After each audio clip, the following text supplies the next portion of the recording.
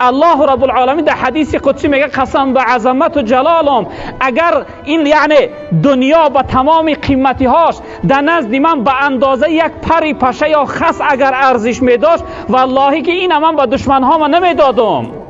اما این ارزش نداره، چون که دون از ناچیز است. دنیا از کلمه دون گرفته شده است به معنای ناچیز، چیزی بی ارزش، آخر فنا میشه و نابود میشه. ای انسان چی چیز فریب داد که همون پروردگاری که کریم است، کریم به معنای بخشنده، برای تو تمام خوبیش بخشیده است.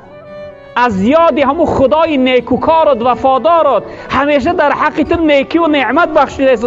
بارها میشه تو با او قهر میکنی، از او رو میگردانی، گناه میکنی، اما ریزش از تو قطع نمیکنه. ریزش داده شده است، نفس در استفاده تو داده است، ملکش زمینش در اختیار داده است. چی چیز فریب کرده است که همون خدا را نافرمان برداری.